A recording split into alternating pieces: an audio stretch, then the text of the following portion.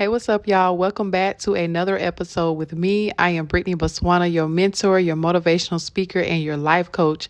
Welcome back to another episode with me, guys. I have missed my podcast. I haven't did one, I think, since last week. So I just want to come on tonight and do a podcast. I was going to do a video, but there was a lot of different things going on today. So I said, you know what? This is the perfect time to do a podcast. So my goal and my vision is to begin doing more podcasts, to show some love to my podcast family and for people who, listen in on a podcast more. But I will be dropping in from time to time, doing podcasts throughout the week. Just to give my listeners some motivation, some encouragement. Also, if you're listening to this podcast on my YouTube channel, go ahead and like, share, subscribe, and turn on your notifications, because not only will you be getting videos from me, you also can find my podcast on my YouTube channel as well. So you can get a mixture of audio, video, whatever it is that you prefer. It will all be there on my YouTube channel. Okay. So I'm so excited to be coming on tonight to give you a good message, to give you some encouragement, to give you some motivation, to push you, to shift your mindset, to shift the way you're thinking, the way you're feeling. I want to let you know you got to be yourself. You got to be yourself. Just be yourself. Be yourself. God created you. He made you uniquely. He made you different from anybody else. Like I told you before, nobody can't do what you do. Greatness is in you. You are greatness. Greatness has made you. So he only made one of you. So whatever it is that you like, whatever it is that you feel that you want to become, that you want to create, that you want to walk in, that you want to, how you want to talk, whatever you want to read, however you want to eat your food, all the way down to the way you eat your food, the way you cook your food, where you want to live, where you want to travel, how you want to wear your hair, all of those things. All of those things make up who you are. It doesn't define who you are, but it makes up who you are. And you should embrace that. You should embrace that. You should be yourself. Choose you. Choose to be who God has made you to be. Don't try to fit in with people. Don't try to dummy down yourself to be a part of a group. And then as it pertains to relationships, don't try to shift the way you are just to be accepted by someone else. And I say this because God accepts you. He chose you. He loved you. He loves you. You are his beloved daughter. You are his beloved son. You don't have to switch up or change for nobody. You are who you are. God would be so proud of all of us if we were just to be ourselves, because that's the purpose. That's what he put in us, is to be who we are. Now, do we need change from time to time? Of course. Do we need improvement? Always. There's always room for growth. There's always room for improvement. But I know that being, having different relationships, being around different women and men, people tend to switch up just to fit in. And I must admit, and I have to say that I was one of them. I had a big problem with trying to change who I was to be accepted in a relationship. I caught myself doing things that was not me. I was switching up the way I was talking, or the environments that I was in.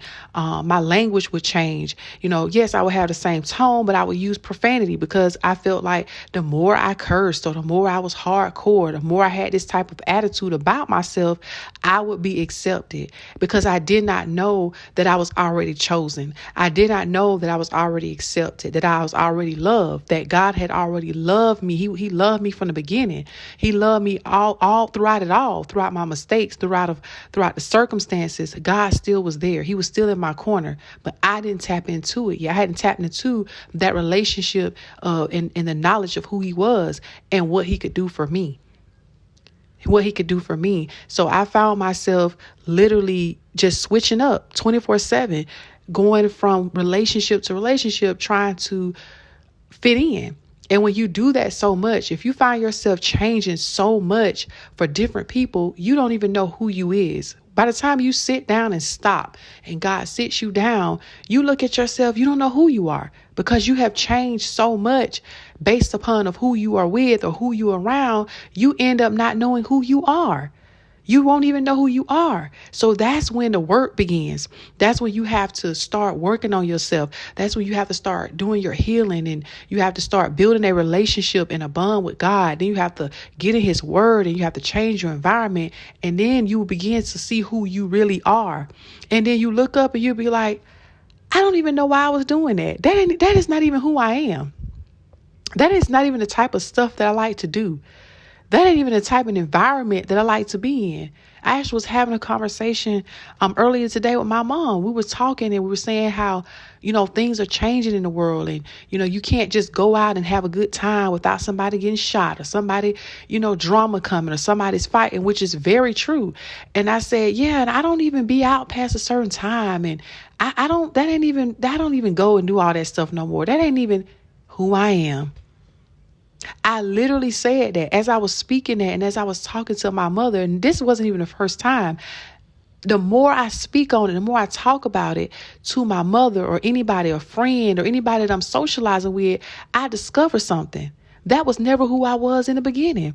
When people say, oh yeah, I go here, I want to go out here, and I'm like, no, I'm okay, I'm good. I don't know. And it's not that I don't do it because I feel like I don't do it because I feel as though I'm better than.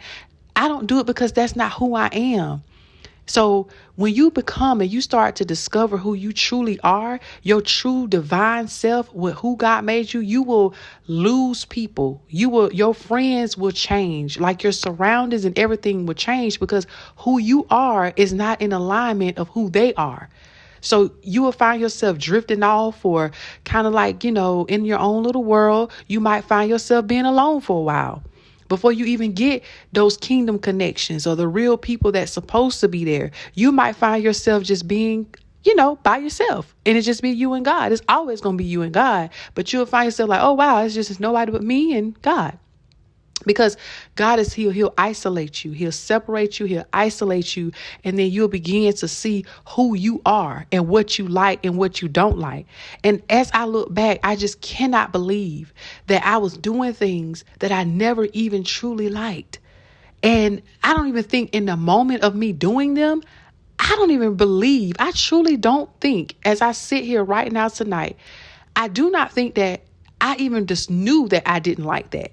I didn't even have the knowledge of me not even liking it, because I was not even tapped in who I was. I was just existing. I was just present in the moment.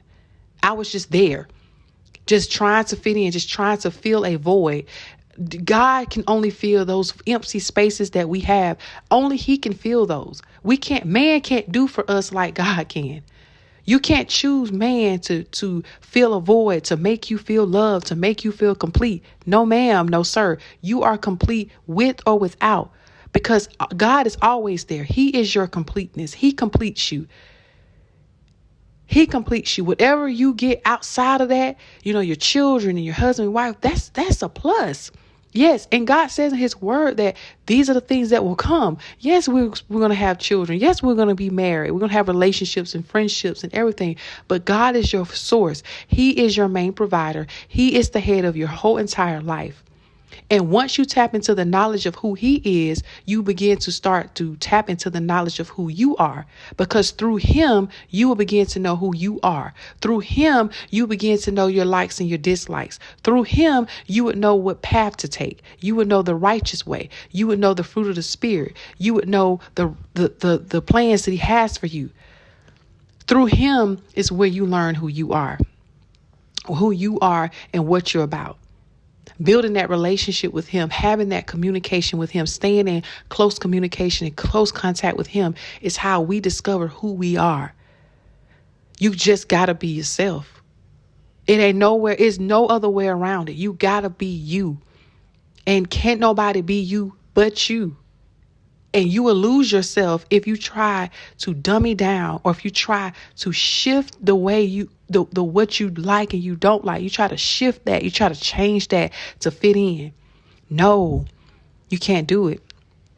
Even whenever you feel like somebody come around you, and I don't know if anybody has ever felt, whenever they are in a certain area, certain atmosphere, and a particular person come up, you find yourself get quiet. You kind of dim down a little bit.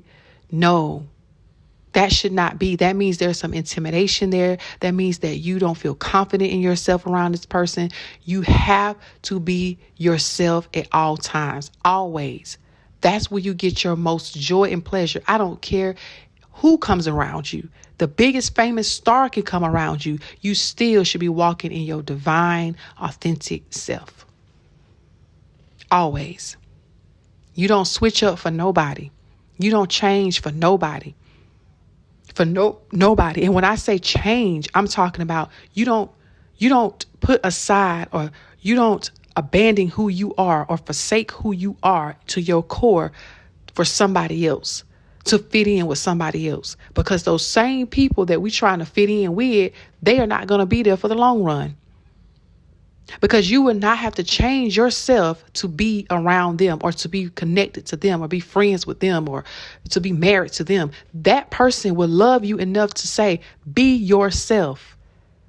Be yourself. Doing the announcements at my church, my good friend, she said to me as I was doing them, she would always tell me, she would encourage me when I first started, and even now, because I'm still kind of new in it, she would always tell me, yes, girl, just be yourself. However you want to add to it, take off, be yourself. It's all yours. Treat it like it's yours.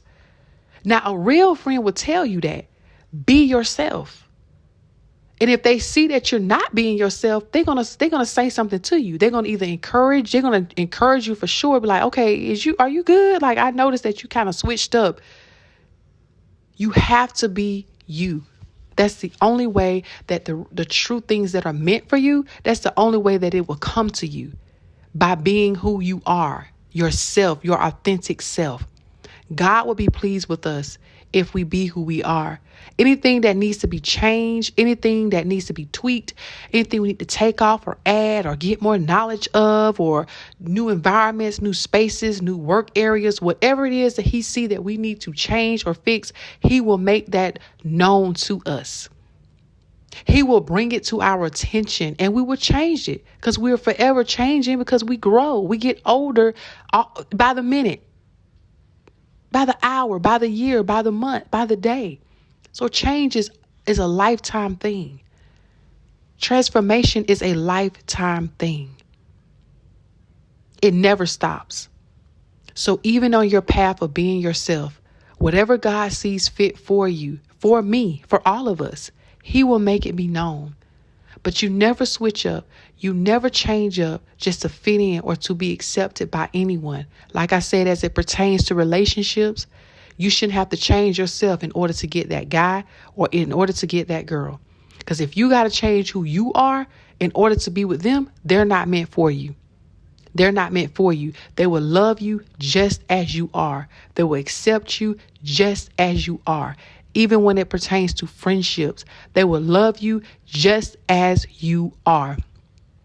If you got to ride this thing out alone and it just be you and God, consider yourself in a season of isolation, and you take your time and you walk with God and you talk with God and you get the new knowledge. You read the books, you seek his kingdom and his righteousness. You get in his word, you get the books, you get the podcast, you get the YouTube, you get the journaling. You start taking walks. You start taking yourself out on dates. You start spending time alone. Start building you a self-care routine. Start building a routine for your own self, for your life, for your house, for your children. Start creating new habits. Speak words of affirmations. I am healed. I am happy. I am whole. I'm loved by God. I'm chosen by God. Take that time to figure out who you are, what you like, and what you don't like. Because when you get ready to be put out there in the forefront again, you're going to know who you are. And that in the next time around, you won't switch up. You won't change up for nobody. Because you're going to know your worth. You're going to know who you are. You're going to know whose you are. And you're going to know that God is my creator. He loves me and he accepts me for just who I am. And if nobody can accept me, if nobody don't like me or don't love me, then oh well, they're not meant to be on my path. They're not meant to be in my life. Just be yourself. Just be yourself. Don't switch up for nobody. At all. at all. I just wanted to come on, guys, and let you know, to give you that encouragement word for tonight, to be yourself, to walk in your divine purpose, your divine power, your authentic self, to embrace who you are, to love who you are, and keep striving for greatness. Can't nothing stop you unless you allow it. Can't nothing take your peace or your joy unless you give it away. Just keep striving for greater, because greater is in you than he that is in the world. I love you guys, and I will talk with you later.